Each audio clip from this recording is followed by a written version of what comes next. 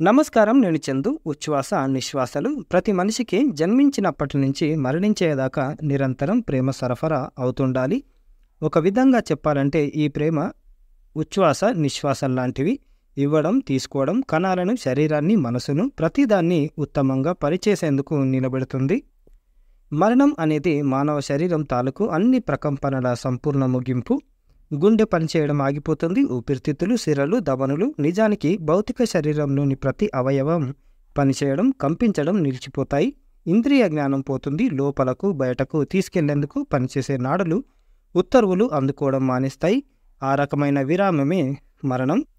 శ్వాసక్రియలో గాలి పీల్చిన తర్వాత వెంటనే విడవడం ఉండదు. శ్వాసను కొంతసేపు లోపల ఉంచుతాం, ఆ తర్వాత ఊపిరి పీల్చుకుంటాం. అలాగే మళ్ళీ గాలి విడిచిపెట్టాక 2 సందర్భాల్లోనూ చిన్న విరామం ఉంటుంది. మొదటి విరామం ఉచ్ఛ్వాసం అంటే పూర్ణ కుంభకం. రెండో విరామం నిశ్వాసం, శూన్య కుంభకం. ఈ విరామ స్థితులు వేగానికి సంబంధించినవి కావు. విరామ స్థితి మరణ స్థితి తప్ప మరొకటి కాదు.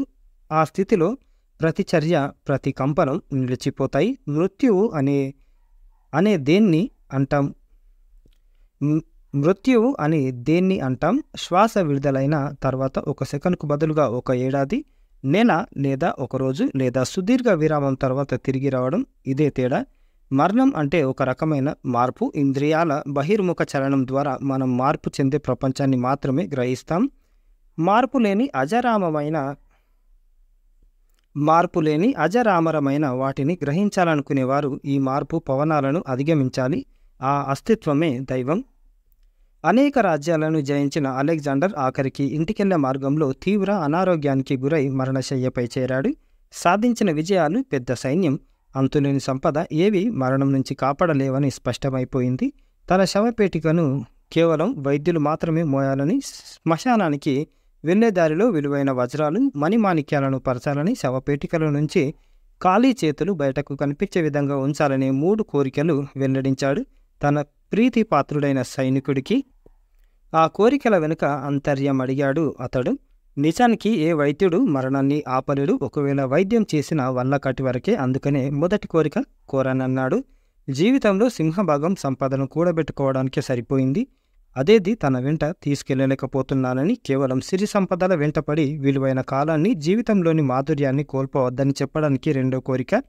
ఈ ప్రపంచంలోకి వచ్చేటప్పుడు వట్టి చేతులతో వచ్చాను, వట్టి చేతులతోనే వెళ్ళిపోతున్నాను అని చెప్పడానికే మూడో కోరిక అని చెప్పి కళ్ళు మూశాడు.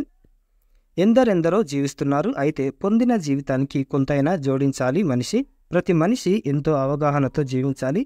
దైవం మనిషికి ఈ ఉనికిలో ఒక బాధ్యతను అప్పగించాడు. అది మానవ స్పృహను పెంపొందించే దిశగలో కృషి చేయడం. ప్రతి ఒక్కరూ ఆ పాత్రను 100% పోషిస్తే దైవం కార్యం చేస్తున్నట్లే అని మంత్రవాది మహేశ్వర్ గారు రాసిన అంతర్యామి ఇది.